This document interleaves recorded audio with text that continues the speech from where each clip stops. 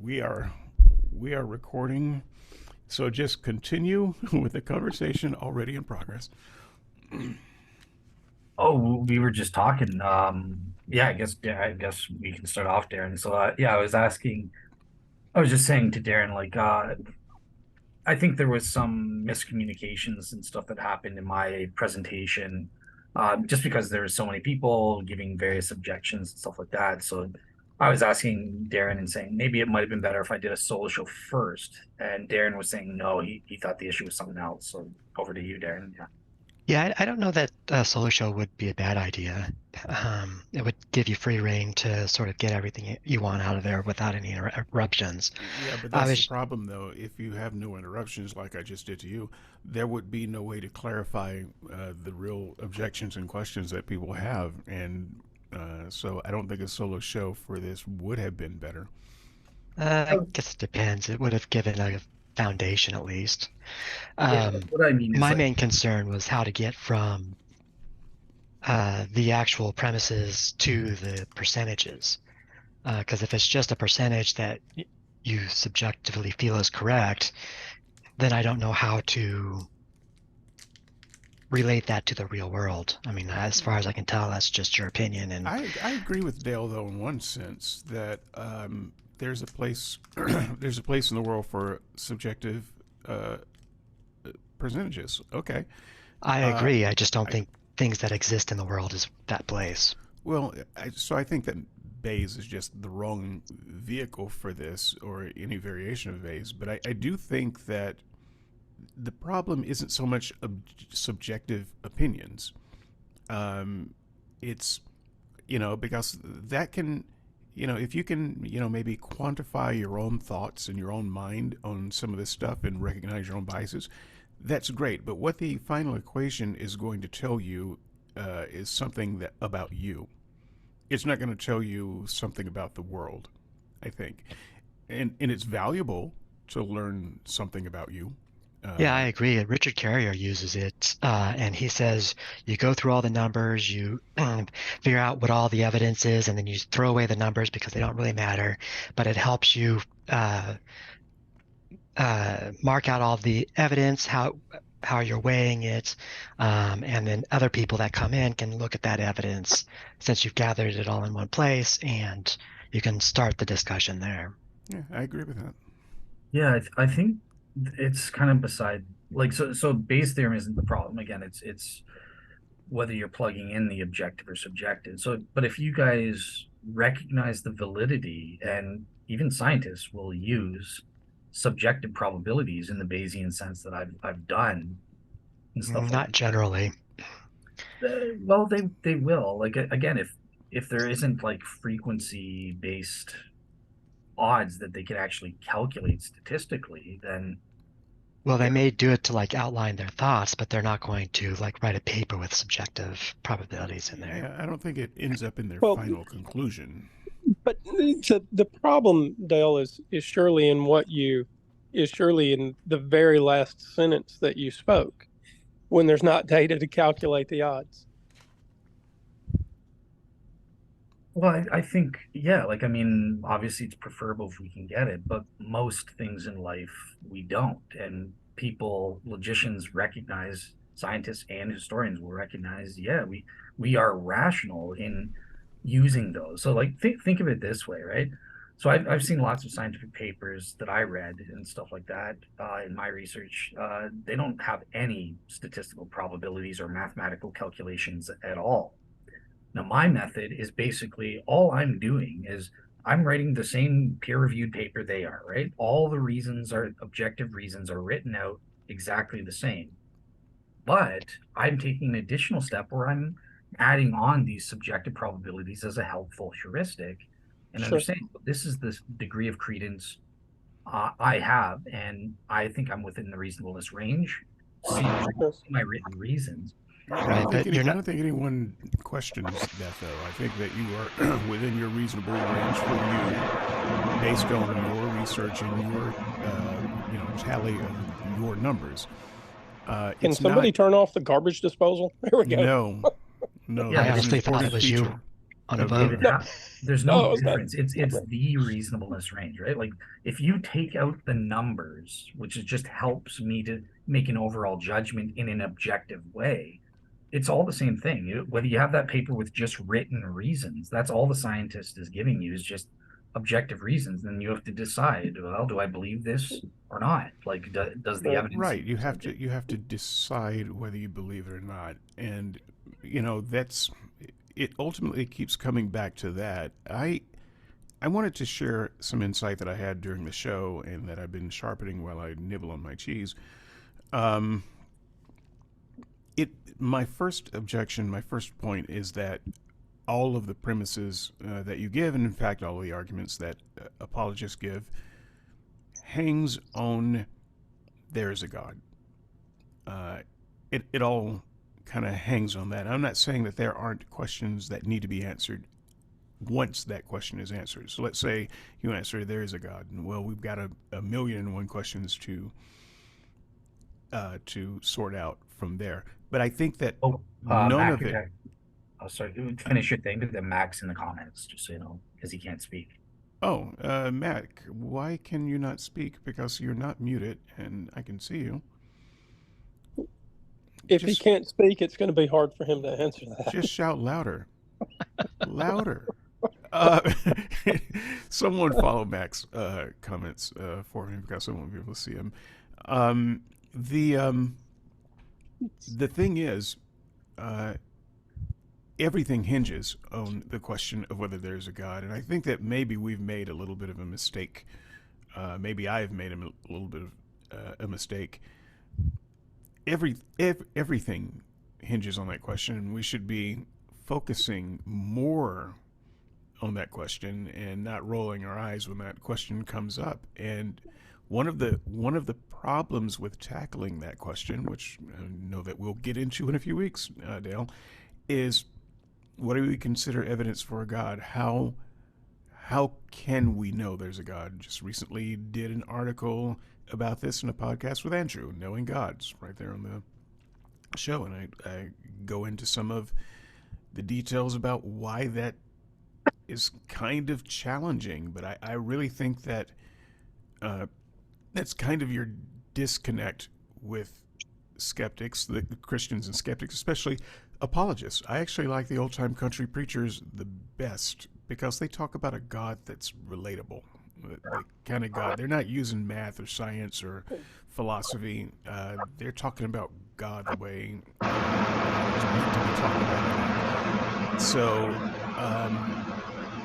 I think that we have to come to some kind of framework for talking about God and what is the right type of evidence and what would be convincing, and can we move the needle on that? Because I can tell you, I'm never going to be moved by philosophy. I don't think that's going to get there because I've been through all of the philosophical arguments. Even Christians, probably the vast majority of Christians, now and over the years, would say God cannot be affirmed through science. It's not it's not the right set of questions. It's not the right set of techniques for a God.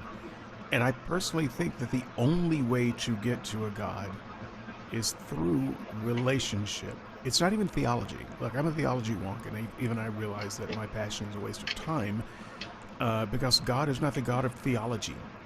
He's the God of persons.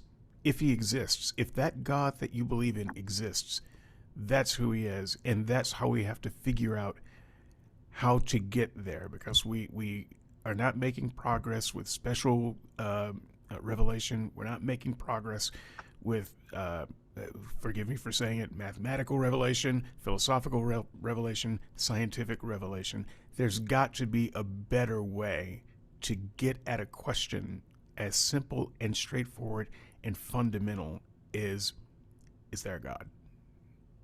You know, the thing that bothers me about this exploration of God with probability is that maybe we use probability when we're talking about tetraquarks and decay or whatever. Sorry, I'm not positive Yeah, I think they do decay. I'll have to double check that. If you're listening and you're going, Andrew, tetraquarks don't decay, and so we don't use problem. Okay, Andrew, okay, no fine. one is But saying that. They're saying just tetraquarks.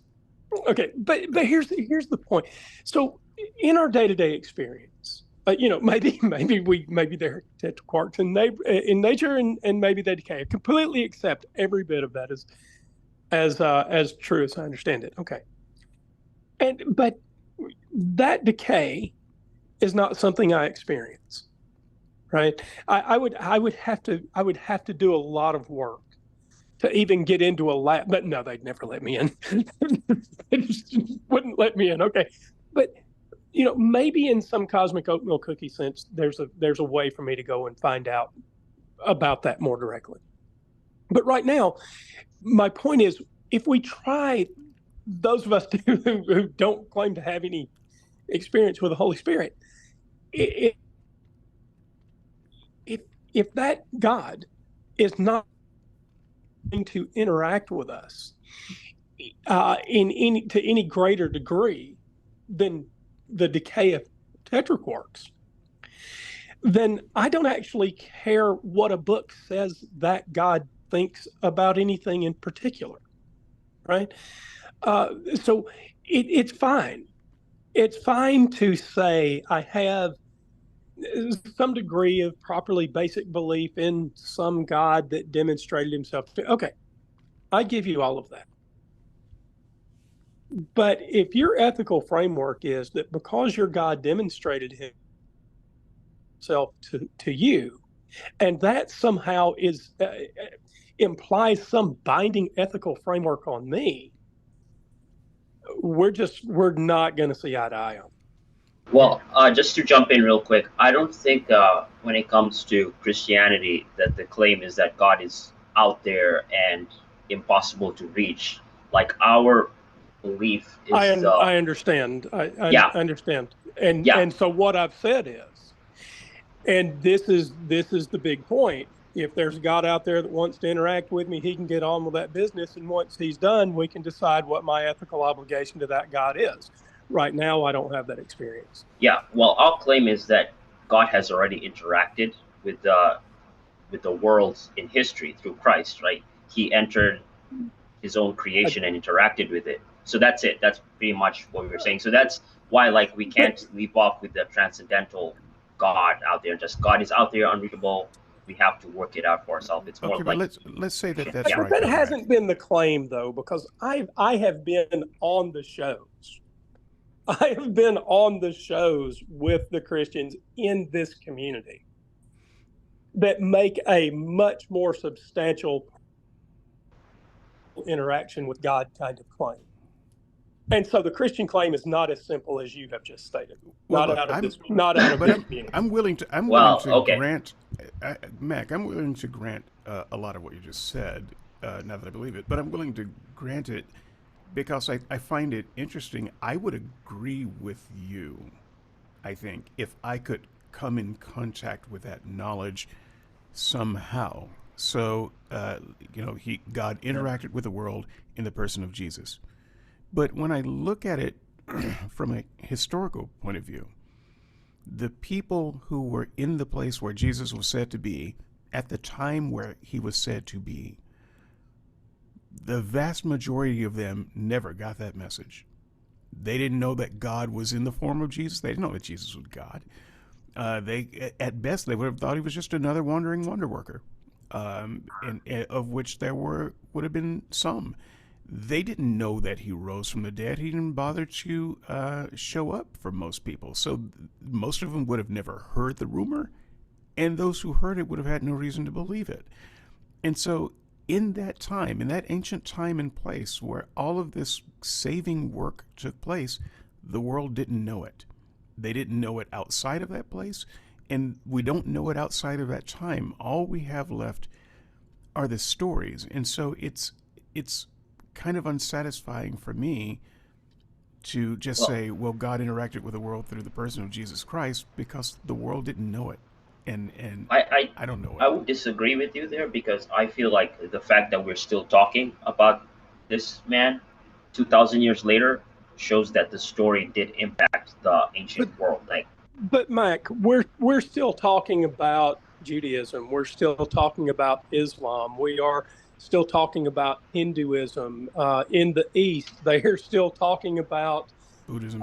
various gods in right, Japan. For you to say we are still talking about it as if Christianity is the only religion that is being talked about is well, in this context, nothing more than special pleading on behalf of one particular religion, because we could have this very same conversation and have had this very conversation about other religions.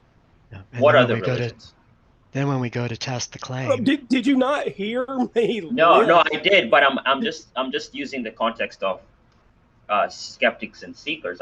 If there's been a program where you guys discussed Buddhism or Hinduism or something, then I'd be interested in that. But like just in our local context, the board is built around. Hold on. Look, I don't speak Hindu. I don't speak Japanese. I don't speak any Islamic dialect. Do you speak Greek and Hebrew? I just mentioned the things that I don't speak. All right. And no, I don't speak Greek. I happen to read a little bit of Greek and Hebrew, none of which has anything to do with the point of this conversation, which is to say that there are all kinds of religions all over the world that are being talked about today. And to simply say, well, in this context, we're only talking about Christianity, is to exactly ignore the context. And that is what special pleading is. Well, and exactly what you're doing. I'm not ignoring the context of other religions existing, but like I'm just saying in terms of what David was saying about how it wasn't convincing for the people who lived 2,000 years ago. I'm disagreeing with that claim because am I misrepresenting you? Well, I think there may be a slight missing of the point, but maybe it's not as far off as I think. My human point beings, was that in the time and place where God shook the world, and you're saying the central theme was the life, ministry, death, resurrection of Jesus Christ. The vast majority of the world, even if you define the world as Jerusalem, didn't know any of that, and thereafter didn't know it, and when they heard stories about it, didn't believe it. Well, it's not like you would agree that something being true is not predicated on how many people believe it. So, for instance, people used to believe that the earth was flat. Lots of people, even you could say the whole world. But you wouldn't say that because lots of people believe that, then that's true. Wait a minute, are you saying it's not? That the right. But flat as a word. Yeah. So that's right. Well, right. There are special cases in a sense in which how many people believe a thing being true is the true thing, right? When we vote, the vote is just based on what people believe, right? And the outcome is but in general, real things about the world are not based on how many people believe them. However, it is informative if you're going to make a claim about some sort of universality or usefulness of a claim at a particular time, that local context that you were insisting on a moment ago. Well, these people that were supposed to be touched by this thing, it is informative the first Christians really understand their background and why they did or didn't believe the thing that was in play at the time. Yeah. Well, the claim is people did believe, right? There were people who did believe. And I think what I'm hearing is you're saying because most people didn't believe, then it's not valid.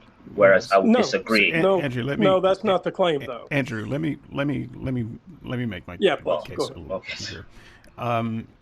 So, Mac, once again, I don't know how far we are apart on this, but I think that you're not hearing the point that I'm trying to make. And for the record, I failed to make this point well when I was on unbelievable for the first time. I tried to make this point, and it can be easily rhetorically defeated. So I'm not worried about the rhetorical opening that I might be giving.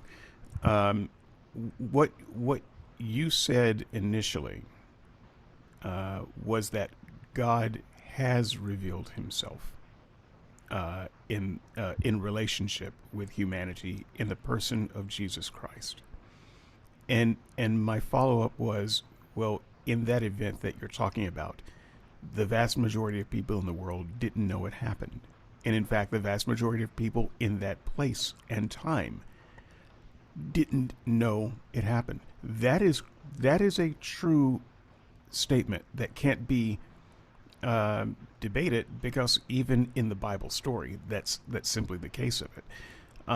So if we're just taking that as history, those people didn't know. And the only time this message began to spread was when it was spread by people who didn't know Jesus, who didn't speak the original language, and who were in far-flung places in the world where they wouldn't have any access to the truth of what actually happened in that place and time. In other words, it spread because it was a good story. It spread because it was well told. It's not a good story. Well, I'm saying, like, it did make sense. Like you're saying, the people who first heard it didn't understand the original language. I don't think that's true. And I just saw in the comments that everyone's concerned that it's not related to Bayes. But really, just to cap it off at this. But it is related to Bayes. I think they're wrong. It's related to everything, because the Bayes doesn't get off the ground if you can't find a way to communicate that God exists. Otherwise, it's just always going to be a claim, and no one will ever get to the math.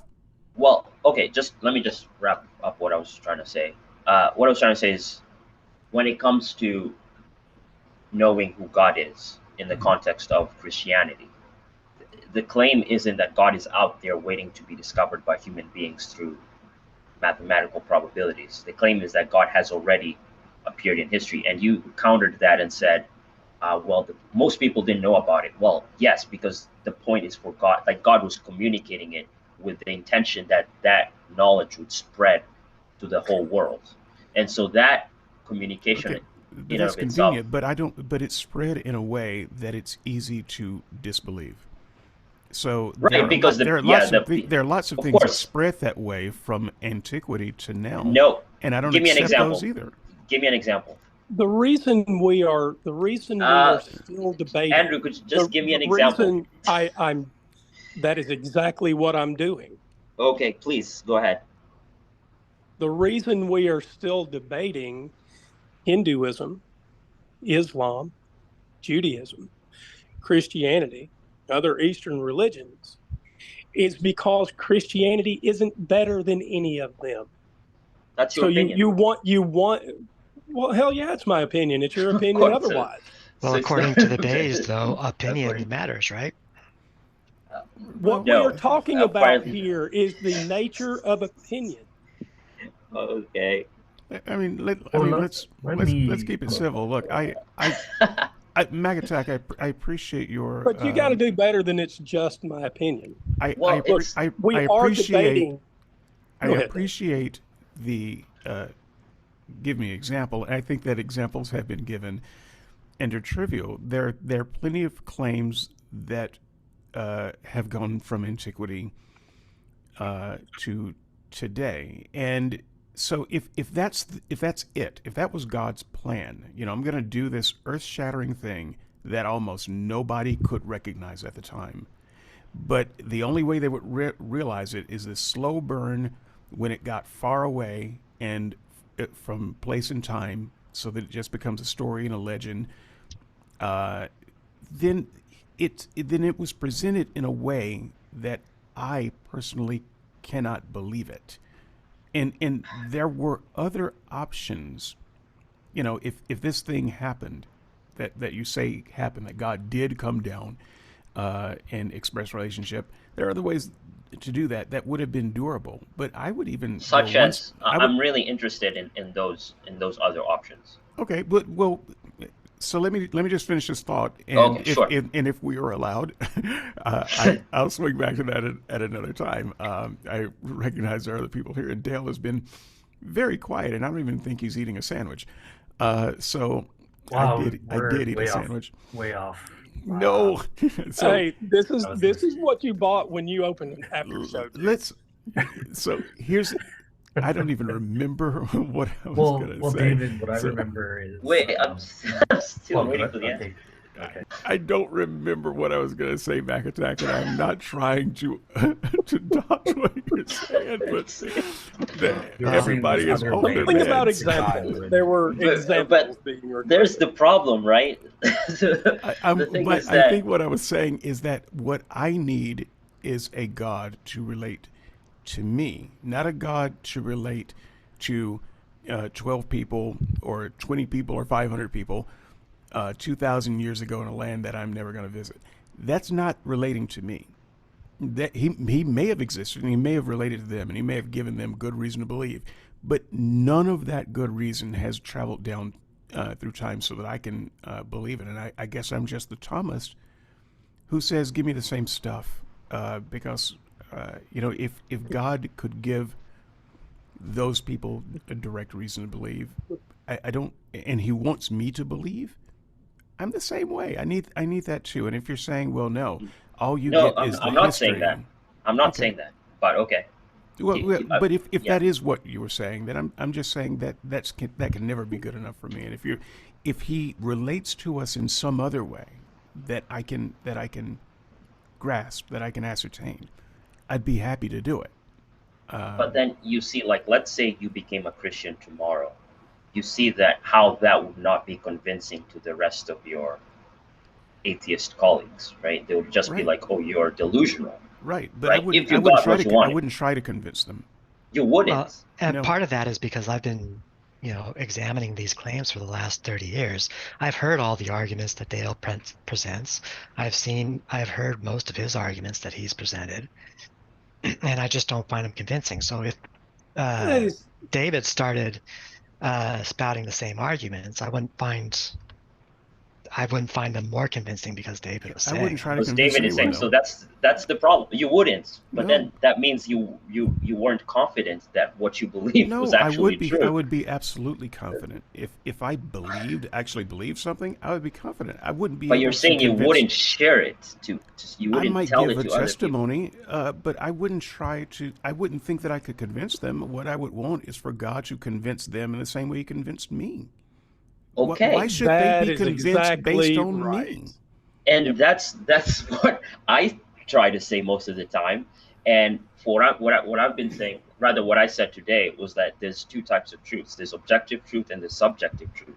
So if God were to convince you to become a Christian tomorrow, right, and you're saying I wouldn't like expect that to happen to someone else, then you're right. We're in agreement because you've experienced Him subjectively. Right. And the arguments that you make would be subjective to you. And I feel like We that's don't where disagree. we don't disagree there. And that's what I'm saying, that Dale's 11th premise argument is subjective for him. And so him trying to communicate it to us, I don't feels disagree with like that either. you're like, I don't really get it. But like, it's not valid for someone to say, well, this doesn't make any sense, or it's something. No, wait a minute. There were two issues there, though. There were two separate issues. One was to make sure that the system Dale was talking about made sense. In other words, does the math add up?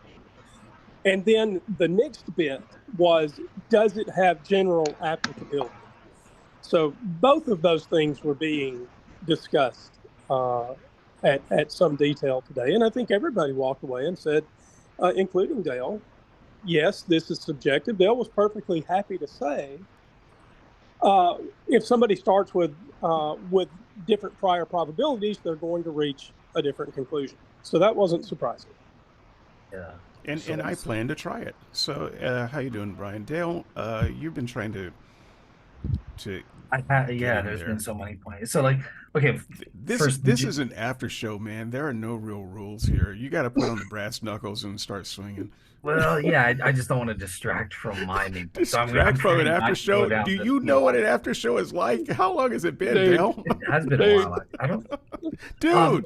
So one thing I just want to clarify: my 11 premise argument isn't subjective, right? It's a standard form argument. It's a series of statements. Statements are either objectively true or false. It Now, if you want to argue, well, if you're trying to say by subjective, my reasons for thinking those premises are true are purely subjective, we can debate that. I would say no, that's false. 90% of my reasons are based on objective evidence. But for some, like for example, God oh, exists. One of my reasons is a properly based belief, and that is a subjective evidence. But I also rely on the ontological argument or the cosmological argument. Yeah, but be honest. That Those are objective the arguments. the internal evidence there, that's the biggest part, is it not? Uh, it was at the time of my conversion, it was 75%. So I don't think that That's was the huge. biggest. I don't think that was the biggest. Now it is, I think, because it's up to 88%. But that doesn't matter. The point is I have sufficient objective arguments. Take that out, and I've Well, still got very powerful. well, I don't think that your arguments are objective, though. It may just be a difference of definition of what objective is, but I don't think any of your arguments are actually objective. Well, let's Wait, Darren, what's an example of an objective argument? An objective argument is an argument that, with the premises that exist in reality, whether minds exist or not. What's an example? If you flip You know, a coin, there's a 50% chance it comes up on heads. right. That's So- an objective argument. Wait, even without humans? Wait a second. Without humans, that would still be true? Yeah, Yeah, because of the way physics works. yeah. If the All coin right. was sitting on the if Right. the coin was sitting on the edge of a cliff and a volcano eruption made the Okay. coin go over the Look, side, it would land it's a- 50% of the time on heads on the other side. it's not a coin; it's a fair rock. Okay, but Okay, who and made it just the happens coin? to be darker gray on one side than it I is on the other. just- It does, but Dale, I Wait. take issue. I take issue with the Wait, Andrew, just a objectivity. second, just a second, Andrew. Let me finish what I was Okay. trying to say. So my point is, like, if Darren sees reality like that, like based on the laws of physics, then the only things that we can know that are true are the ones based on physical constants, and that's not how we live our lives. Which describes reality correctly. But that's so not how we live our lives. So But Well, But we don't Yeah, live our people lives are wrong based a on lot of the objective time. truths either. objective, subjective is a red herring. Every time we That's land right. here, it makes things murky. It's objectively true that chocolate is my favorite ice cream. That's both objectively true and subjectively true. it's only subjectively true. No, it's Okay. no. That's It is that's an not true. objective truth that it's his favorite ice cream. You can't interrogate that. The only thing you can interrogate is whether it is actually the best ice cream, which it is not. Dale, I want to go after something that you said in the show a few minutes ago, and talk about the objectivity of your premises, because that's why we're here. Okay.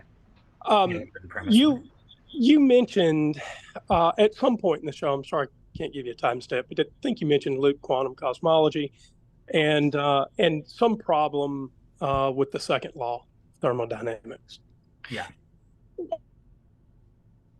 So it is while that research may be objectively true, what is subjective is the degree to which you think that actually creates a negator for loop quantum cosmology and a confirmation for a God creation, right?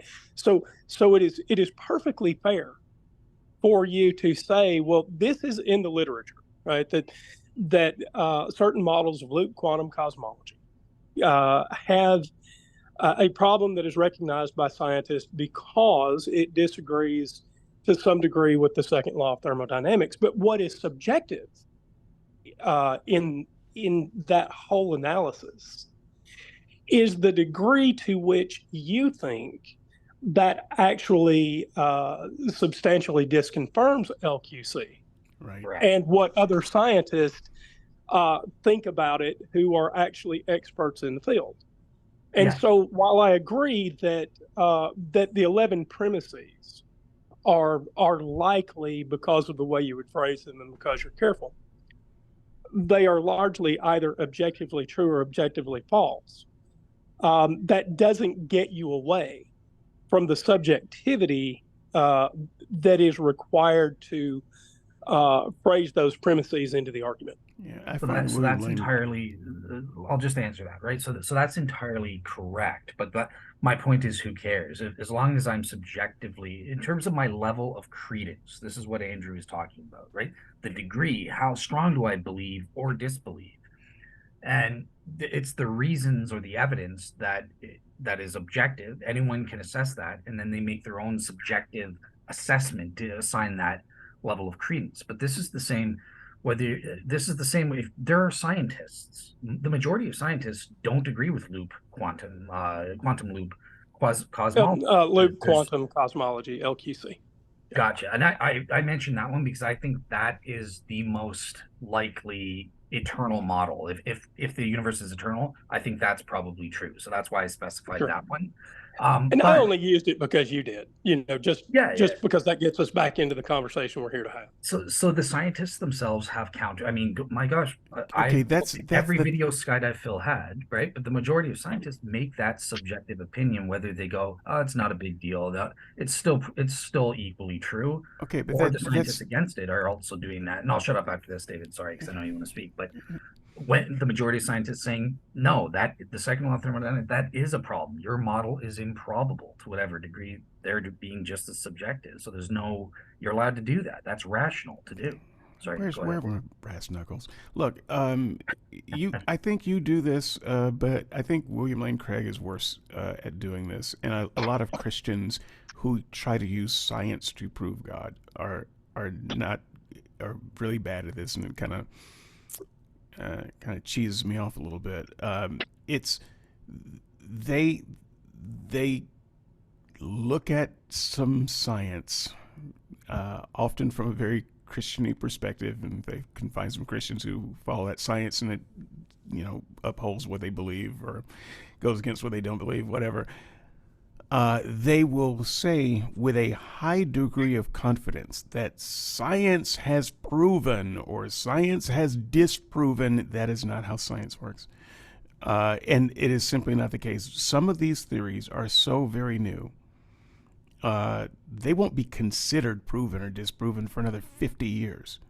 And so, Christians are the ones who are most likely to come out of the box saying, blah, blah, blah, scientist has proven, whatever. And William Lane Craig and Justin Brierley got caught doing this with Penrose, Booth Lincoln, that stuff.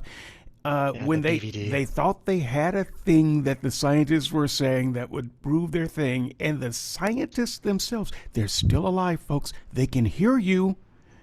And they're saying, no, that's not what we proved at all. That is not, in fact, you're misreading the theory. And I just think that Christians get so gung-ho about saying, you see, we've got science behind us now. No, you don't. And it's a longer and more careful process while scientists internally debate this and write papers about it and come up with new theories and form tests that they can come up with theories. I think this is why this is such a terrible, terrible way for Christians to try to prove the existence of God. Science doesn't work that way. It never has. It doesn't now. And Christians always put, I say always, almost always put too high of a degree of certainty on what they think the science of the day is telling them when it's telling them something they want to hear.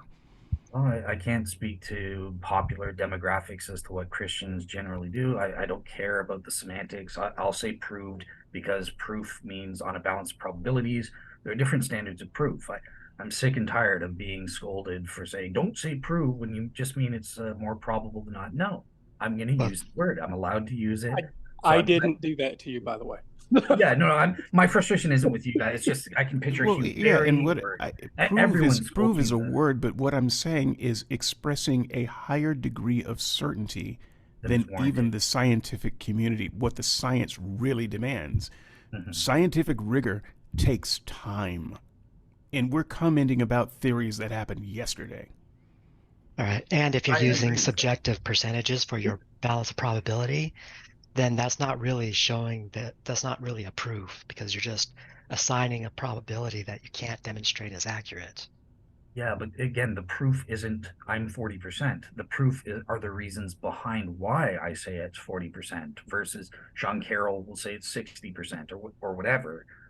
Right, That the point but it's is, like me versus you. I'm going to say that your proofs are zero because I've looked into them. I understand where you're coming from. I don't agree with anything you're saying, but you're going to mark them as, 70, 80, 90%.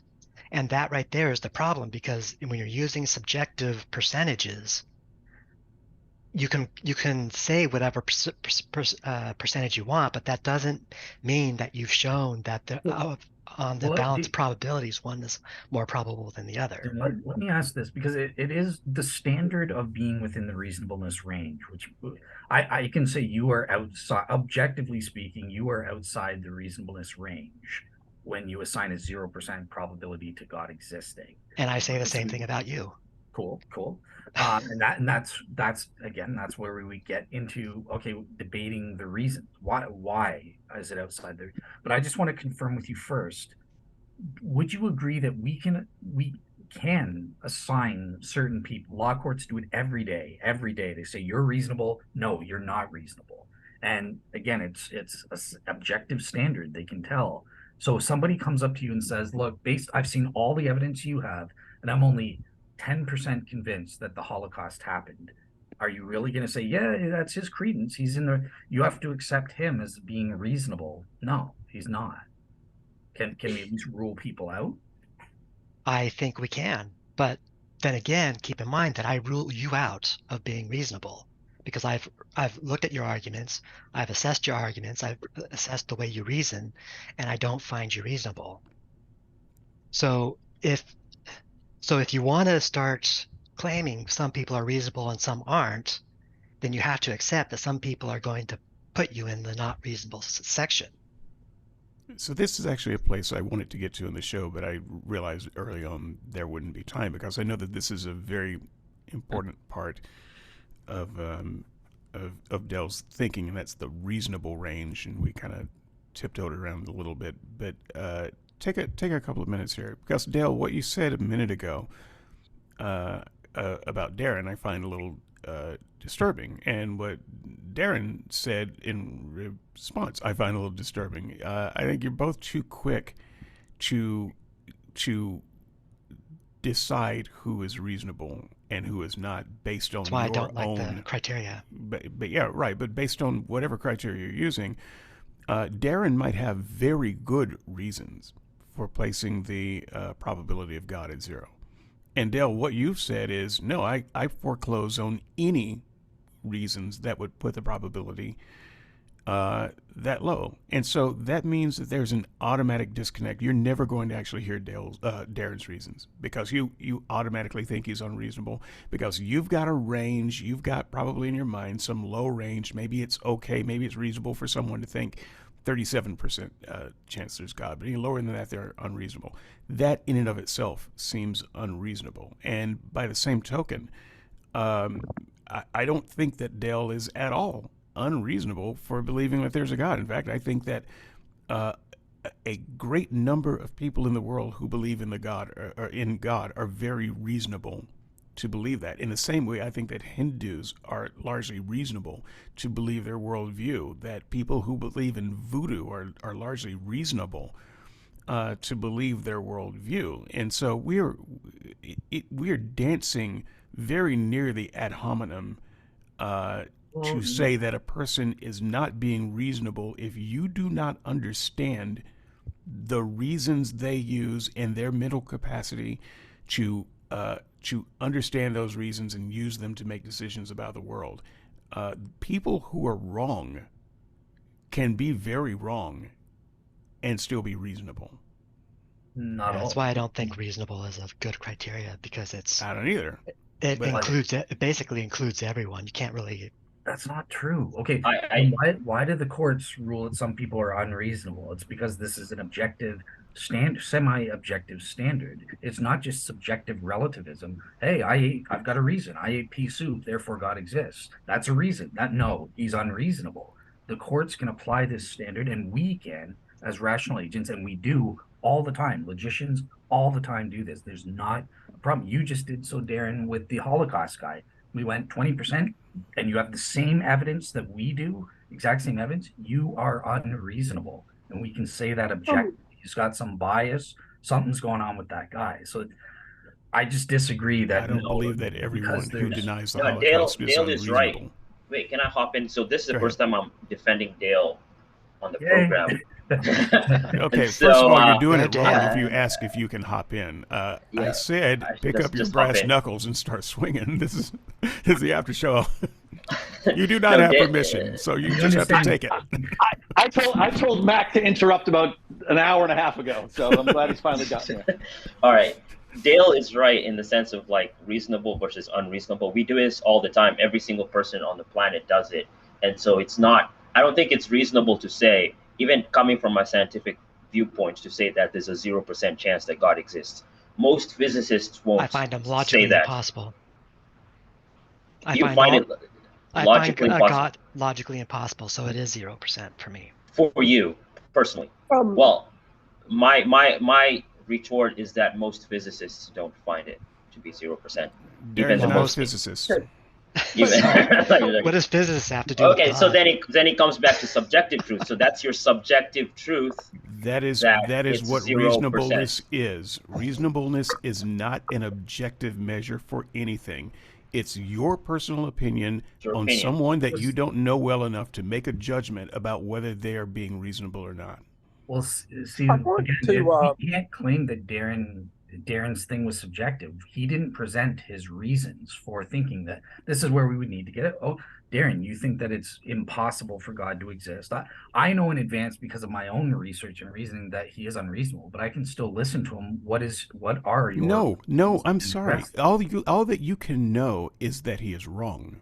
You cannot know that he is unreasonable, because he is using his best lights and his best reasoning to come up with that. And unless you are saying that everyone has to have a particular IQ and know all of the same facts that everyone else knows, that they can't be reasonable. No, right. That is I not don't true. think that's- So I here's don't what I'm think that's saying. what's being said at Yeah, all. let me, I don't let me think that's clarify what's one. being said. Sorry, Andrew, I'll let you go. Just one quick Yeah, thing. go ahead now. Okay, Go ahead. so again, these are my terms. This isn't how the field, the academics would define it, but just to help you, there's a difference between what I'm calling reasonable, the reasonable person test, and a rational justification, right? So, yeah, so someone might be rationally justified because they're ignorant of certain things in thinking that God's totally incoherent or something, or the opposite. They haven't heard counter responses or something like that. They could be rationally justified, just as a kid is rationally justified in believing in Santa Claus. But that kid is not a reasonable person. He, as a reasonable person, is the average adult who has average knowledge, there's an objective standard. He's missing something. He ought That kid to is know better. absolutely a reasonable person. Okay, He is reasonable exactly at the level where he should be. If he knew other facts about the world, you would question whether he was even human. Of course he's reasonable. Can we all agree, for the sake of this conversation, so that we can stop batting reason around as if it's a balloon? Can we all agree that there are tools of reason, that we can identify thought errors, that there are tools of logic like identity, non-contradiction, and the excluded middle? Can we agree that math operates by identifiable principles, that we can all can we stop pretending that reason is so soft that none of us can agree on it here? Can we do that, or are we just wasting our time? Well, look, I think it's a false dichotomy. I don't think we agree on that, or we're wasting our time. And I do agree that there are objective criteria for So that was the understanding question. the world. But that's what is being said and what is a part of Dale's various theories that we've gone back and forth privately and publicly for a long time on, is this kind of blanket assertion, which I consider an ad hominem, that people are unreasonable because they're not coming up with the conclusions that you are coming up with, or because they don't have the information that you think that you have, or because they don't have the capacity that you feel that you have. People are not unreasonable on those basis. And so if you've got some kind of... So I'm not arguing with that. However, if we can't agree on tools of reason, we are wasting our time. Sure, but if you got some kind of which is what I said a minute ago, and you said no. So let me point out one more thing, Dale, that I think is probably important here, because we keep appealing to this court standard. Right now in the United States, there is a Trump appointee in Florida and an Obama appointee. These are judges, federal judges in New York, who are having an absolute public shouting match. Kind of like about here. What? Do what? I said kind of like here. and if my throat wasn't sore, I'd be shouting more. Are you angry at each other? Why would you be yelling? I thought we were having a good. I'm not. I think we are having a good conversation. It's just a conversation with brass knuckles. Anyway, hold on before you move past it. Let me just get something to drink here. These judges are fighting. These judges are fighting over what is reasonable. What is reasonable in regard to evidence? What is released to Donald Trump's defense team versus Trump getting copies himself?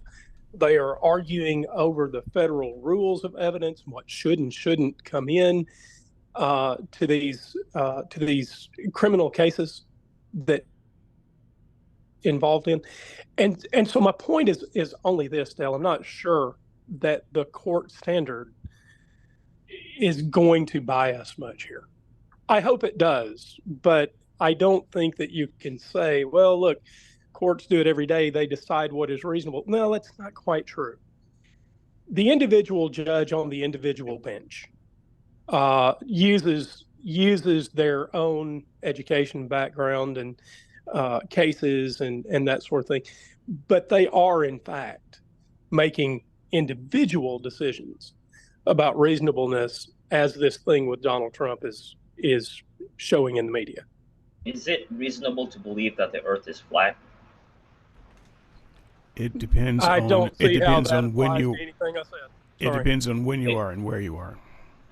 So it's reasonable to believe in a Depending flat earth. on when you are and where you said are. that. No one's talking about flat earth. It's well, I'm just trying to understand, because I feel like Dale is communicating something, but it's kind of getting lost in translation, where he's saying either something is reasonable to believe or unreasonable, and the person who determines it is the person who, like, you're being Western centric. You're being biased toward people of a certain socioeconomic class.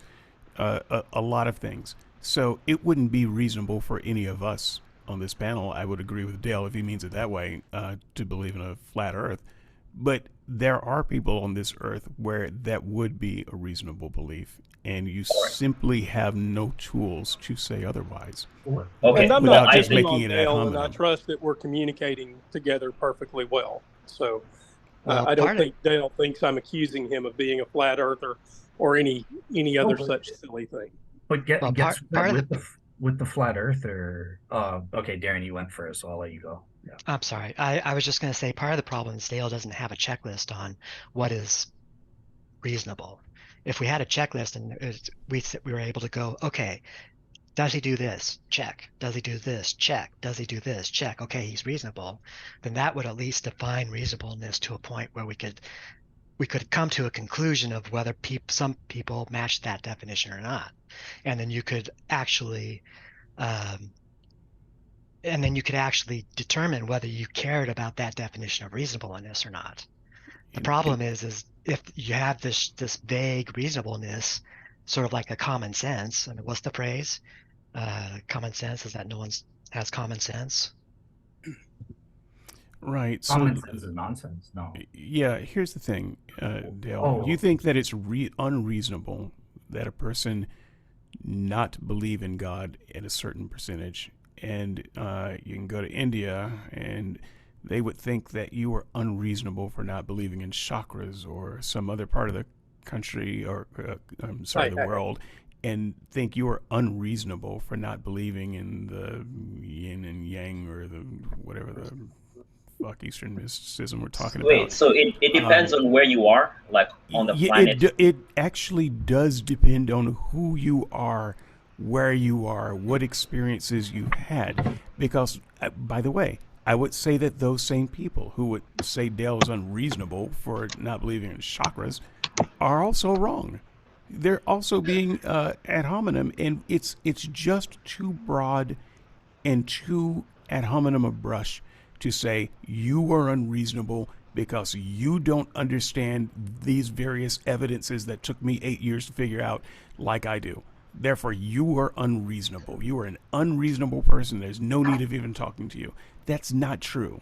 And we should not be throwing people away because they don't come from the same culture that we do, have the same IQ as we do, read the same books as we do, watch the same TV shows as we do. They are not unreasonable. If they are reasonable, we can have a conversation and we can learn from each other. But you can't even begin to have that conversation if you immediately start writing people off as unreasonable because they think that your Jehovah God is absurd. You should run for office. You just made like one of the best campaign speeches. I'm not being sarcastic. I am or mean. running for I office. want to run for office. But okay, just to There's respond to that. Five things that I've been trying to say, but I'm just losing track of everything because I can't write down all the points that you guys are saying. But I just want to. Okay, so let me affirm one thing. One thing Darren said, absolutely correct. This is why I say semi-objective standard. There is no checklist as to how do you pass or don't the reasonable person test. And there's a reason the courts don't make it some kind of checklist standard, because there has to be some individual judgment for the judges to take account of individual circumstances and stuff like that. But it's still a semi-objective standard because we can tell and rule people in or out as being an average person with average intelligence, average knowledge, average judgment and discernment, and the average person. And I will admit, with David Johnson, for my use of reasonable person, this isn't the case with the courts, but for my use in my 11 premise argument, there's also an element of relativity, because again, the standard is the average person, but it's not in different cultures, or certain people may have access to certain things that we don't. So, for example, in the year 1700, I would argue that the reasonable real seeker is not obligated to have considered quantum physics explanations for the universe or something like that. The field didn't even exist until the 20th century. So I do allow for some relativity on that front, and I rely on premise 9 to take care of that aspect. But technically speaking, in terms of the reasonable person, just a clarification, premise 9, God wouldn't allow undue confusion. Is that correct? Exactly, yeah. So I'm already confused. So anyways, just but it's keeping not it undue simple, though, the reasonable person test is objective in that, look, we can say today, Darren, assuming it's true, I don't necessarily assume this, but let's assume what Darren claims is true. He has seen every bit of evidence that I have from the ontological argument and the cosmological argument and all that stuff. I don't know if that's true or not, right? But let's say it is, and he still says there's a 0% thing. I can, because I know the strength of at least the ontological argument is that strong, and I would argue others, but just with the ontological argument alone, I can objectively rule out Darren as thing. But I would still talk to him, and we still need to be open to his. Then you think he's reasonable. No, Because if you don't think wait. he's reasonable, then Can- you wouldn't.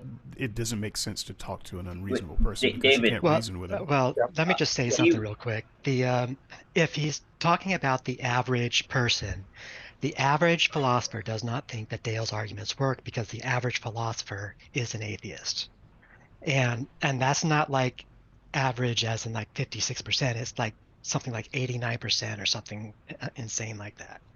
So if we're talking average people, then we have to accept that the average philosopher does not believe that Dale's arguments work. And so if that's his criteria, then he's just put himself in the unreasonable spot because he does not match the average philosopher. Well, my standard that I argue for in Pros 9 is not, it's reasonable. So you're appealing to experts, right? People who are above average. But you're making an expert argument. I need to finish. Okay. Also, they have to be a reasonable, real seeker as well. Otherwise, God is not obligated to prevent undue confusion. So you could be way above average. Stephen Hawking was way above average, at least in terms of intellectual knowledge. In terms of discernment, I don't know. He's way below average, I would say. But anyways, not that's just my assessment. But Wow. take out that wasn't average. Wow. I just want to soundbite that Wow. and make it my ringtone. I think he lacked wisdom when it came to. This ringtone is getting longer and longer. I'm never going to answer my phone anymore. Anyways, Let me hop in real quick with. Are you done? I'm sorry. Finish, Dale. I was coming to some kind of point, but I think I lost it. So yeah. It's my look. Dale, you let did me- this, let me- Stephen. Wait a Hawking. second. Let me talk. Let me finish. Yeah. I want to say something Dale, real I quick. want to hear the Wait a end second, of that Andrew. point, so let me see if I can help you retract because I want to hear the end of that point. You were talking about your argument being for the average person and that Hawking was above average in some capacity and below average in another capacity. And I'd like to hear where you were going because you get interrupted every time you speak. Does that help you get back to where you were? Yeah. Again, I can't remember what the main point was, but yeah, like you can argue that even experts, the majority of philosophers, I mean, my goodness, Klaus Cray, he's someone who me and Andrew and David all know because we interviewed him. He's a Christian. He's one of my favorite, smartest philosophers I've ever known. Like he knows all the arguments for back and forth and stuff like that, and he gives you great feedback. But for example, he acted way below average in a certain case in terms of his discernment when I submitted my PhD application because I included intelligent design. He didn't know anything about specified complexity. He was kind of just equivalent of, yeah, but a lot of scientists make fun of intelligent design. You don't even, this can't be right. Don't. He didn't even like give proper critiques of reading the reasons. It's just an automatic dismissal. So like he's not being a real seeker in that case, and because of that, he's also acting he has an unreasonable opinion on that specific topic, even though in every other way he's very reasonable. He's more than reasonable. He's above average, way above average. Hey, Mac Attack, jump in. All right. Buddy. So I'm gonna keep going on the flat Earth topic, and I think it's important for this discussion because David, you made a good point. You said some people in other parts of the country don't have access to education, so for them it's reasonable to believe that the Earth is flat. But what if someone presents all the evidence there is that the Earth is not flat, but it's an oblate sphere, and that person still says, you know what, no, I'm still gonna stick with what I can see. I can see the Earth is flat. What you're just saying doesn't make sense to me. Does that person go from reasonable to unreasonable, or do they still stay in the reasonable category? It's not a category that I put them in either way because it's not my job to determine who is reasonable and unreasonable. And so you wouldn't call them Yeah. Yeah, my bigger objection is thinking that any one of us has the right to uh, tell someone else that we don't know their story, we don't know their knowledge base, we don't know their anything, and saying they're unreasonable simply because they have an opinion that we think has been debunked. I don't think What? Christians are unreasonable.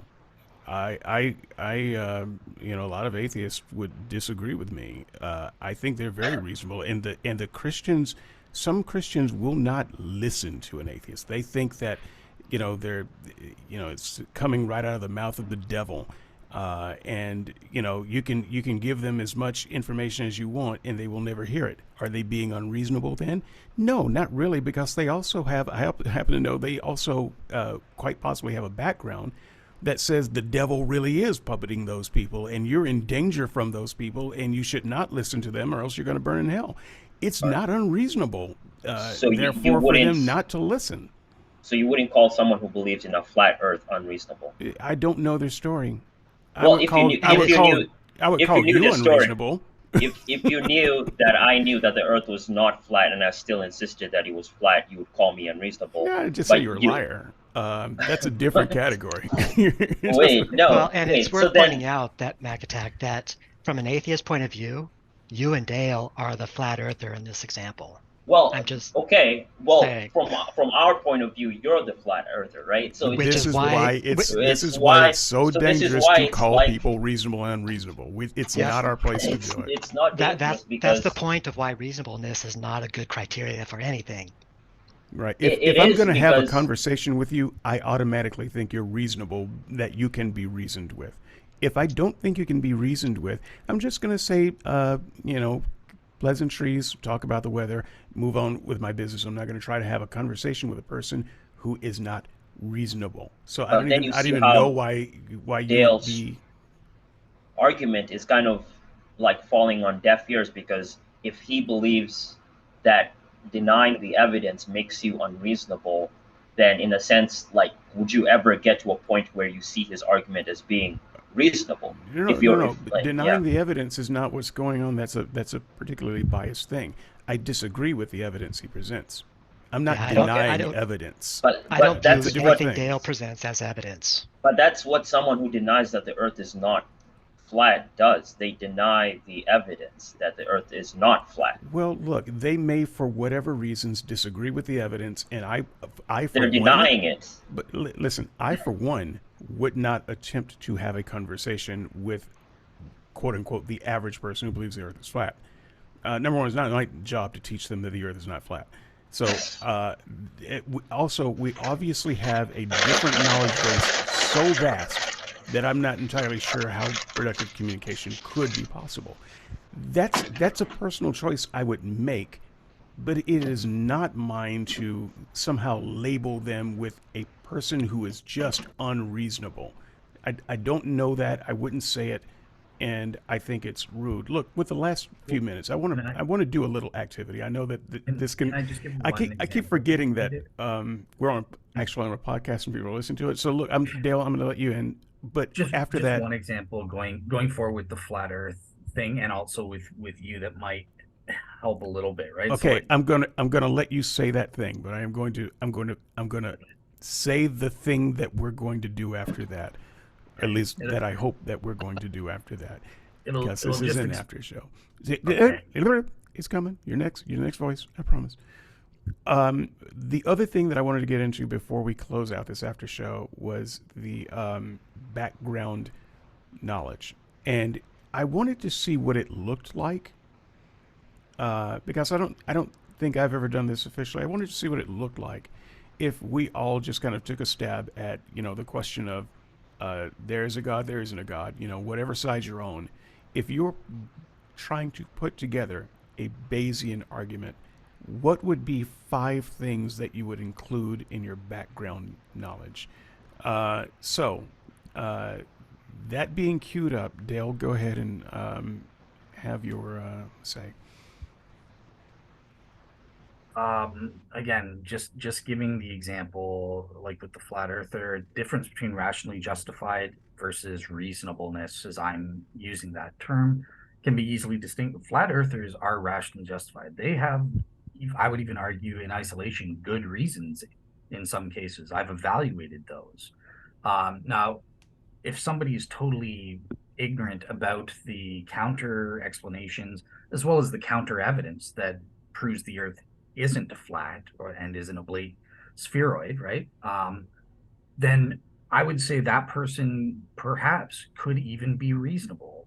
If they just don't have any access to that information or something like that. So rationally justified and reasonable. However, there are some people, for example, David Weiss, who we can rule out as being unreasonable because he's in his mind, he might be rationally justified. He thinks he has good reasons for thinking the earth is flat, but here's where the unreasonableness comes in. He's aware of all of the counter explanations, and he lacks wisdom and discernment. He just dismisses them as all conspiracy. Well, he clearly doesn't understand them.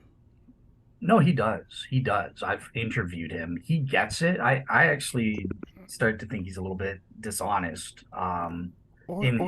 He may not be as well put together mentally as you think he is. It sounds like David Weiss is someone you shouldn't try to reason with.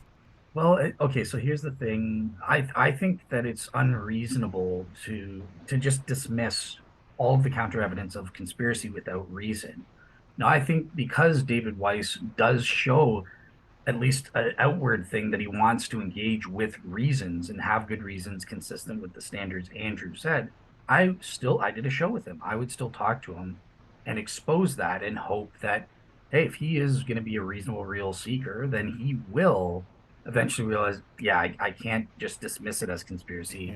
Yeah, I need to engage with this. But if you were already convinced that he's not that, and he's not going to do that, then you're just being cruel by talking to him.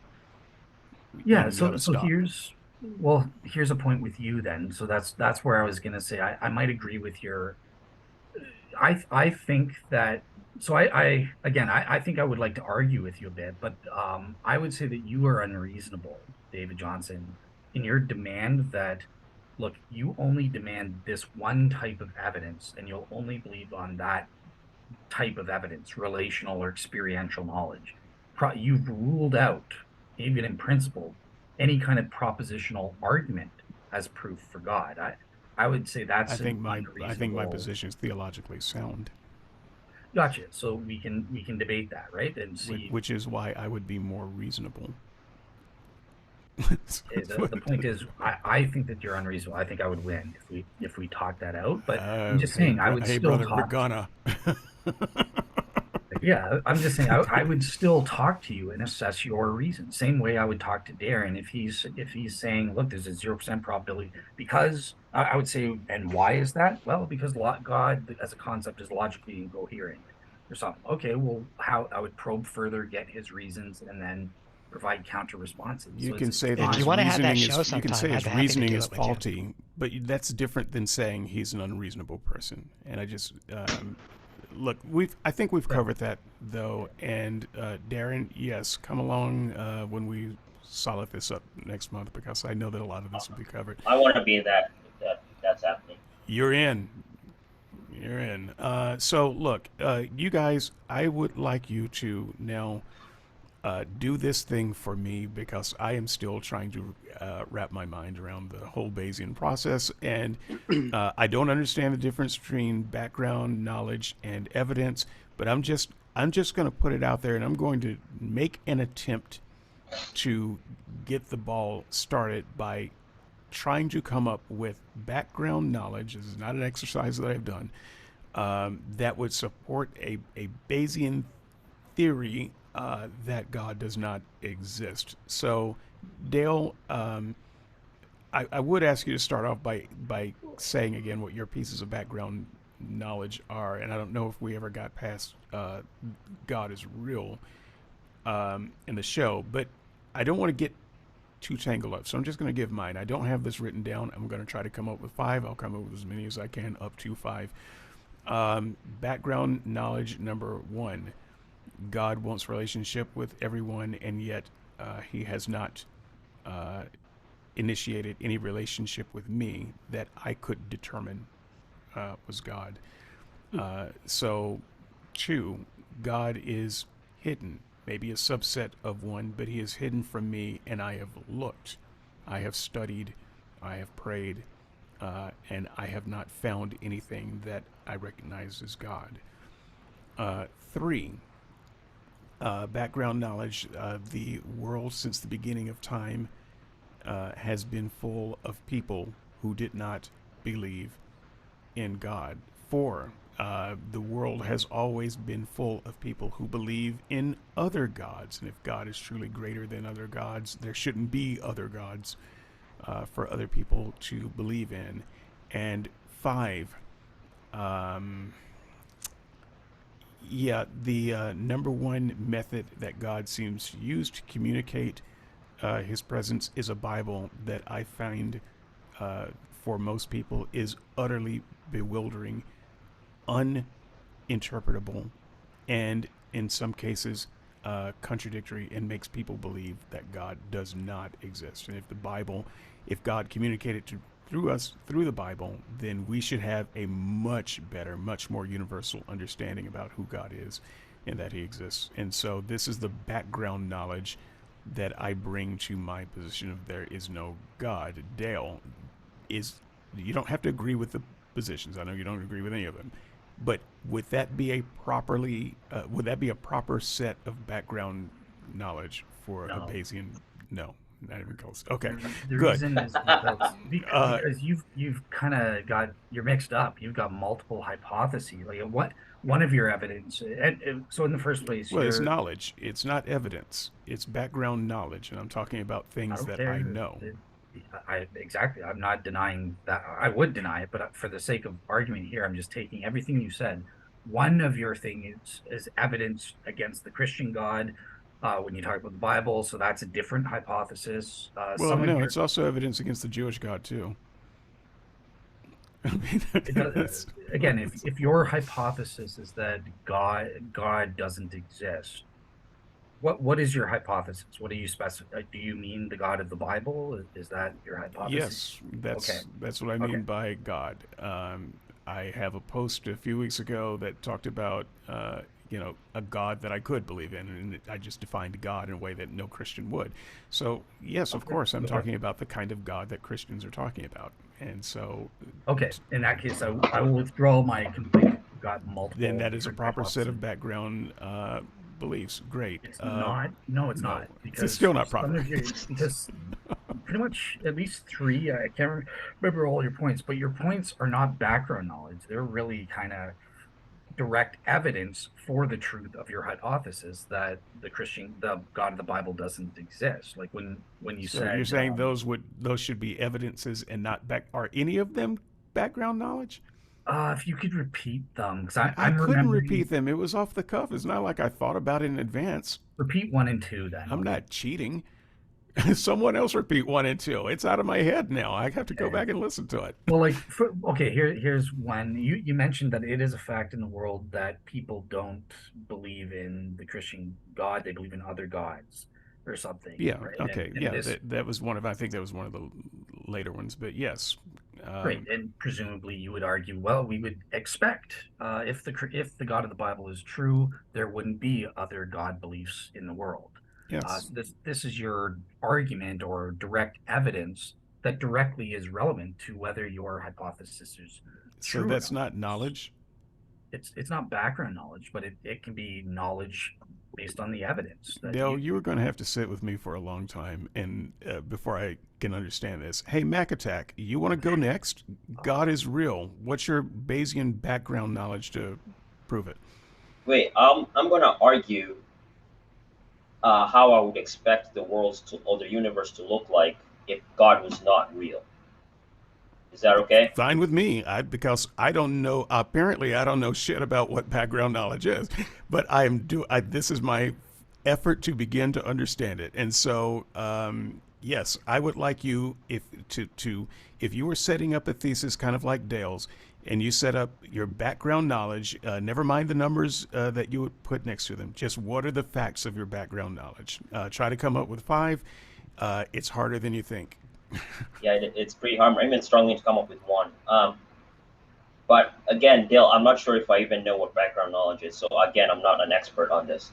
But if God was not real, I would expect for there to be no desire or even longing for anyone on the planet to want to talk about God, think about God, or conceptualize the idea itself. Otherwise, like what I mean is, no one would even, this would not even be a topic. We would not even be talking about it. That's what I would expect. I don't know if that's a valid point, but that's my first one. It My sounds like second, evidence. what? No, I I would, no, said I it would sounds say, like evidence, not background No, it knowledge. doesn't. No, no, okay. wait, Damn it. that's a point. That's a point. No, you're wrong. Okay. If I'm speaking as an atheist now, right? Okay, I'm all saying if God did not exist, we would not even be, we would be doing other stuff. Okay, go ahead. Second point. This is hard. Yes. If God did not exist, then I would expect to see more evil than there currently is in the world. I know there's a lot of evil, but I would expect every single day to be uh, tsunamis instead of mildly bad weather. I would expect more wars. I would expect a lot worse. Like things should be worse for us instead Okay. of 3. one. Yeah. Three. If God did not exist, I there would be zero hangups about whether something is good or evil. I don't think we would have those categories for thought as human beings. I don't think animals care about good and evil, and I would expect humans to be the same way. I would just think we'll just be doing things because we like to do them without Okay. any pause for morality. Fourth point. This is really hard, by the way. I know. I make it look easy because I'm brilliant. No one's listening to the show now anyway. It doesn't matter. No one's going to even say that. Okay. If God did not exist, then the world would be. I already said that one. All right, let's just stop it at 3. Okay, 3. Let's just say if I think of more later, I'll post them. Okay. But mostly, my general thought is if God did not exist, things would be a lot more chaotic. We would not even be talking about this, and we would just be living life as the rest of the animals do, with very little existential or psychological fear of what's going to happen when we die, or like wondering, oh no, what's going to happen when we die. We wouldn't care about any of that stuff. Yeah. So that's it. So Yeah. I'm not trying. Look, like I said, I'm not trying to trip you up. I'm actually trying to wrap my head around the thought process that gets you to a usable formula. Andrew, Yeah. you Thank you. think you're smarter than me. Why don't you show Does he me up and think hit or us does with he- Wait a minute. 6? Wait a minute. Wait a minute. Wait a minute. I don't think we've had that conversation. And Haven't we? But hey, okay. Let me put it so- this way. I will tell the audience a little bit of inside secret. Andrew is way smarter than me. In some areas, I am way smarter than him. In other areas, I think we've pretty much figured That's it's a where tie. we have fun. And we Yeah, it's where we have a lot of fun. yeah. Okay, so I am probably not going to do this in any way that seems Bayesian, but I will tell you why I conclude that there is not a God. I'll give you. Okay. Try to put it in the my- form of background knowledge, whatever you think that is. Okay, all right. So my first problem is the predictability problem. So when we talk about science and we use the tools of science, we can make predictions both forward and backward about the state of the universe. The really simple example of this is distance equals rate times time, right? So tell me how fast someone's running around a track, and given a consistent speed, I can tell you where they will be in the future. I can also tell you where they will be in the past. Over the course of Christian apologetics, there has been a tremendous failure to create anything like a predictive framework that science has generated. So I find the apologetics mission to largely be nonsense. Okay, that's one. 2, I think, sorry, Mac, I think you're I think you're dead wrong. We do. Humans do act like animals. The fact that we have qualms about the things that we do and don't do is entirely down to brains. And we can actually see that as brain size decreases, ethical frameworks decrease. This isn't a surprise in the animal kingdom. It's well studied. We act like members of the animal kingdom. Number three, if there was a God that wanted to communicate with us quite clearly about his intentions for us and the pros and cons of knowing him or of disobeying him, he found a better way to do it than what we are given. Because what we have is either human reports or nothing. Now, I know some people on this panel will say, okay, but I have a personal experience with God. Okay, I don't. And so what I have is either people telling me about their experiences or reading about experiences from a book, none of which I find terribly convincing. Okay. Number four, there are lots of religions in this world, and I don't find any of them to be particularly convincing. I don't think Christianity is any better than any of the rest of them. Islam, well, it's growing in parts of the world. Christianity, growing in parts of the world. But they certainly can't both be true. So not convinced. What was that? 3, 4? What was Four. I think you called it four. It may have been 3, but you called it 4, so we'll go with 4. It's not like we can rewind and listen to what was said. This thing only goes in one direction. Right. So number 5, there has been this idea that we must be debating religion because something about it is true. I think we're debating religion because something about it is false. If there were a God out there, we wouldn't be debating him. We wouldn't be debating his religion. Okay, that may have been a restatement of one of the previous points. So let's see if I can. No. Restatements count. Because I don't want anyone going back and looking at mine too closely. I don't want anybody doing that either. Yeah, I declare that 5. Okay. You challenged me for 6. I did. Let's see if, what you got, okay. bruh? Okay.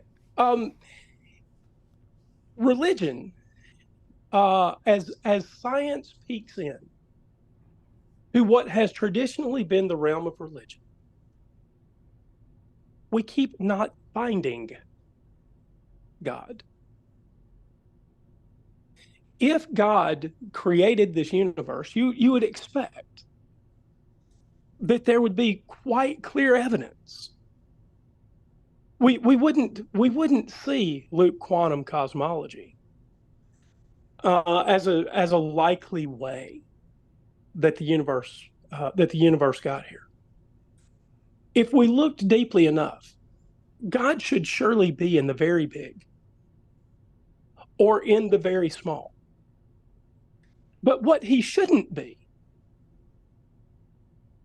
is concealed behind the pages of philosophy and theology. And that's where I'll leave it. Okay. Darren, talk faster than Andrew, because the great strategy of talking slower is it gives you time to think of your next thing. Hey. Yeah. I'm not throwing the challenge flag. I'm just saying I'm not letting anyone else get away with it. Dale, I've got something special for you. Darren, hit it. Oh no! Background I knowledge. down the answers too. So. Oh no, you're not going to be able to use any pre-existing answers, no sir. Not for what I've got for you. All right. So I'm going to have to go with the traditional Bayesian definition of background knowledge. It sounds like Dale has something different in mind for his version. And the traditional definition is basically everything that all the evidence and everything that you have to begin with, and then use the Bayes when new evidence comes out to see how that should affect your current belief on what you already believe. So I'm going to go ahead and use that definition because I honestly don't understand Dale's definition. Maybe he can flesh that out a little bit more. So the first one is the supernatural. No one actually knows what the supernatural is. They can't tell me what it is. They can't tell me what it's supposed to do, the mechanisms for it, how it's structured, anything. They can't demonstrate it's a real thing. I mean, like even like dark matter or something like that, we at least know it exists because we can measure it, but we don't even get a measurement for like the supernatural. It's just one of those things that they assert that it exists, it works this way, it has this mechanisms, but they can't demonstrate that what they're claiming about the supernatural is true. Most definitions of God are logically impossible, like Jesus being 100% man and 100% God. That's actually mathematically impossible. The Trinity, where A equals B, A equals C, but B doesn't equal C, logically impossible. Maximal being is rather incoherent, et cetera, et cetera, et cetera. And then we've got the apologetics arguments. We've got things like, as far as I can tell, after 30 years of studying apologetics, Christian apologetics, it either comes down to an argument from ignorance, we don't know, therefore God, miracles. I'm sorry, just a point of clarification. Are you still working on 2, or have you moved to 3? Or 3 do you think apologetics that you arguments. can go so long on 2 that we will have forgotten and you will just say 4, like Andrew did, and then, and then No, move on? one was What one was number the are we on? supernatural, 2 is Okay. logical possible, 3 Okay. is apologetics arguments. Okay, very good. Okay. Like the modal ontological argument, it necessarily means that their definition of necessary being can't exist. The fine-tuning argument means that it's more likely a physical world rather than a God world. None of their other arguments, they can demonstrate really that the premises are true. Even like the cosmological argument, a lot of cosmologists disagree with what they claim in the premises. And then we've got testable claims. One of my favorite things is when Christians say, "Oh, I know that God exists because everyone knows." Well, that's a testable claim. I don't know that, so that's strike against it being real. Then we've got things like the world would be like this or that or this other thing, and inevitably they're always wrong. So they make testable claims. There's the current science. So if you go into like um, the neuroscience, there's pretty much no scientist that's trying to prove that the soul exists or anything like that. It's all physical. And then this comes back to testable claims where they say, oh, well, if we're all matter, then then we can't know truth or anything like that, which is just demonstrably false. Calculators demonstrate that's false for one. Then we've got the spread of Christianity, denominations. If you actually look at the spread of early Christianity, it doesn't spread like it came from a single source. It spreads like um, it mostly spread outside of Judea, with very few, if you want to trust Paul and the Bible, very few adherents in the actual place it happened, and it actually spread from closer to Italy, Rome. And then, of course, you've got denominations because, normally when you have a truth, something that's actually true, people go from a lot of different explanations down to one, which is what's actually true. And we see the exact opposite with Christianity. They went from one, the Catholic Church, to, what is it, 50,000 denominations or whatever it is across the world now, each believing something different. And you just don't expect that if they've all got the Holy Spirit. All right, I'm cutting you off right there. I count 6 in that explanation. I will just save Dale a little bit of trouble by saying every one of us is wrong, and not one of the things that we said would be background knowledge on Dale's sheet. Although I think I am starting to understand what background knowledge is. We are going to take a lesson in background knowledge as Dale tells us, as he prepares his Bayes' theorem for the proposition pepperoni pizza is real. Dale, give me 5 pieces of background knowledge. Okay, that pepperoni pizza is real. So first of all, just the general theory, because a lot of the reasons you guys gave was not really background knowledge. It was actual direct evidence. It was the probability that that God doesn't exist given the evidence. Right. No, I understand. I understand that part. I did this exercise for myself to begin to understand the process. So I am paying attention. Okay, not just you, no, but I'm just explaining for others who might want to know, like, what is the difference, right? So this is why this is going to be so instructive, because we're going to get an example of actual background knowledge of something that we already know. Pepperoni pizza exists. Enough stalling. Hit me. Okay, so I can't explain the difference, but okay, so nope, not yet. Background knowledge is stuff that doesn't directly count as evidence for the truth or falsity of the hypothesis. So with the pepperoni pizza example, background knowledge would be things like the laws of logic are true. My sense data is a reliable indicator of truth. Stuff of that nature. I don't know, my eyes. Well, that's kind of the same thing. Laws of logic, sense data. I'll give you 2. It has to be 5 pieces on the spot. Well, I mean, you're one of the more brilliant among us. You should really give us 7. But I'd let you stop at 5. There may not be that many factors. I think that's. Me and Andrew did 6. For God exists. Okay, so my brain, my cognitive faculties are functioning properly. When I'm deriving the conclusion, hey, I'm sensing pepperoni pizzaness, and then I go, okay, therefore I believe proposition pepperoni pizza exists. Right. So your brain is an accurate predictor of what is actually happening. Yeah. Okay. 3. Go ahead. Number 4, what is existence? Well, existence is a exemplification relation, right? So this thing that we call the pepperoni pizza is exemplifying certain properties. It has the property of being triangular in shape, so it exists, right? I'm sorry. Did you say it has the property of being triangular? Yeah. Have you ever had a pizza? The slices, I'm saying. Oh, okay. All right. That's whatever, right? All right, square pizzas. Yeah, give me a Sicilian triangle pizza. The point is, where do you order that? The pepperoni is a thing that exhibits property. The background knowledge component of that is, existence is a exemplification relation. If something exemplifies properties, then it exists. So that would be the background knowledge part. And then the evidence would be, hey, this pizza specifically. Yeah, I got it. Do you have one more piece of background knowledge, sir? The pepperoni pizza exists. And for the record, it's more of a spheroid trianguloid. Anyway, never mind. Okay. I stand corrected.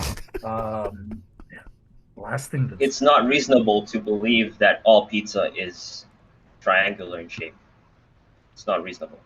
Right off. Okay, not background knowledge. It's not background. It's not even relevant to the hypothesis, but but it is relevant to proving that one of us is an idiot. So, which one we won't say is that. It's me. Ouch! It's me. No, I'm joking, Matt. I can't think of a 5th off the top of my head. Yeah, it's not that easy to do. So I do think. If I'm understanding how you are defining background knowledge and differentiating it from evidence, that the things you gave would qualify as background knowledge. I further would say that none of us gave anything that would qualify as background knowledge as you count it. But I'm just gonna go one more round with the rest of us to do one thing that would be background knowledge according to Dale's theory. So this is not your theory. It's Dale's class. He gets to grade the paper. Dale will say one thing. You will determine fail pass whether it was background knowledge or not. Or what? What's the hypothesis? For God does not exist. I'm keeping it easy for the rest of us, you know. Because we're the students. We don't know any better. All right, so I will start first, and I will just give you one thing that I think after hearing everything would qualify as background knowledge. Once again, you give the pass fail grade, and we'll move on in the same order that we did. Okay, God does not exist is the proposition. Background knowledge. There is evil in the world. Yeah, I think that could be used, right? Obviously, it's background knowledge in your problem of evil argument and stuff, and that's right. But I don't relevant. have to go back and prove that any more than you have to go back and prove there's a God. If there is a God as background argument and religious affirming of opinions, then there's evil in the world surely works as background knowledge for God does not exist. Yeah, I would agree. Obviously, you do have to prove it though, right? You Right, can't just eventually. assert it. Yeah, eventually, yeah. Not today. Mac Attack, God does exist. One piece of legitimate background knowledge. There is less evil in the world than we know about. Does that work?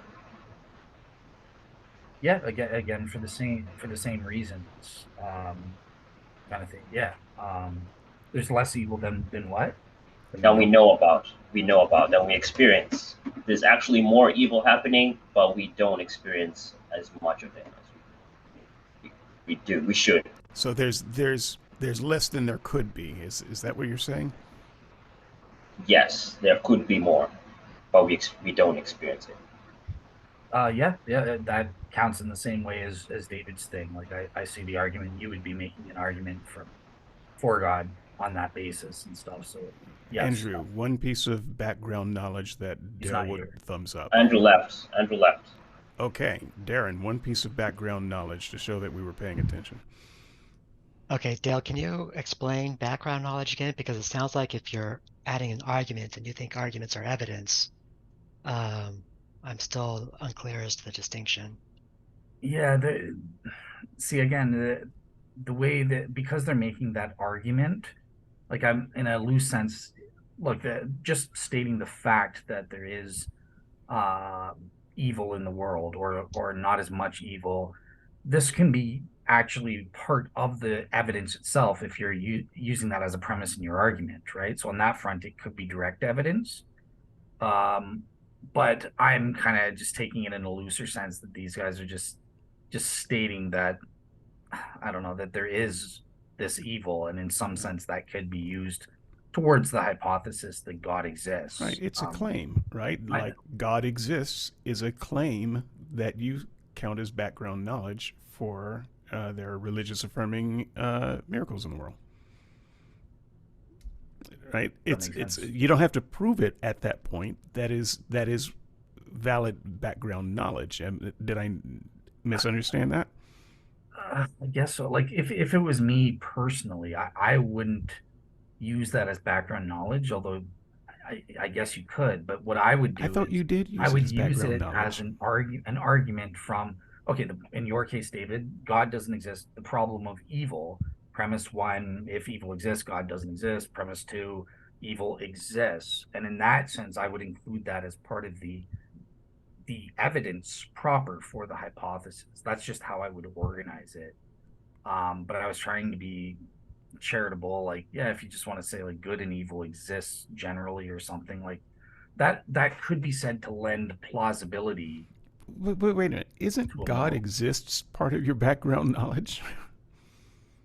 No, because the hypothesis here is for you, God doesn't exist, and for Mac Attack, it's God exists. Right, but for your argument that we just talked about, your calculus type of argument in proving the resurrection and affirming religious affirming events, your first premise was God exists. That was a But part of I have to prove that in the same way you guys right, do. right. But it was still proper background knowledge, right? It's background knowledge for premise 11 when I'm assessing the prior probability of my premise 11 hypothesis.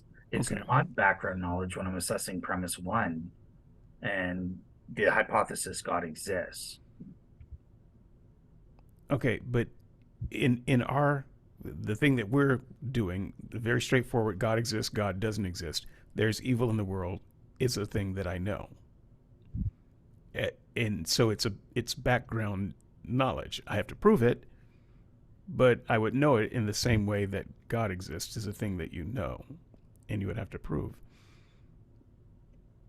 Yeah, it's just I guess I would say it's the way you've I know where you're going, and it sounds like you're trying to make that the problem of evil argument, right? So this is one premise in the argument. So when you're assessing the background knowledge, you have to make relevant points that make the hypothesis improbable or probable or something like that. And Right, just but I think that stating, God evil in the world makes God improbable.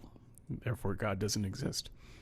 okay, so if that's what you're doing, then no, that's not background knowledge. That's actual direct evidence. You're giving the argument from evil that God Well, doesn't exist. And Okay, if so that's I the just case, talked then myself wouldn't from an A to an F. Darren, give your background knowledge so he can just flunk you and we can get out of here. well, I'm still curious because if that's the case, then God exists for premise 11 isn't background knowledge because you've got evidence that's sort of an encapsulation of all your arguments and evidence, right? it is background knowledge for the prior probability of premise 11 that there are Christianity has religion authenticating events, because that adds to the case for the plausibility that, yeah, I'm just Right, arguing and that there it's being equally evil in the world plausible. adds to the plausibility that there's not a God. But you're not arguing for the plausibility. You're saying God actually, in fact, doesn't exist.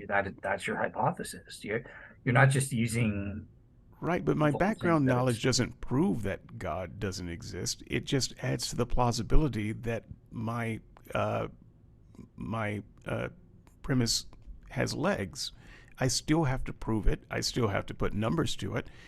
But all I have to do is get below 50%, and God doesn't exist.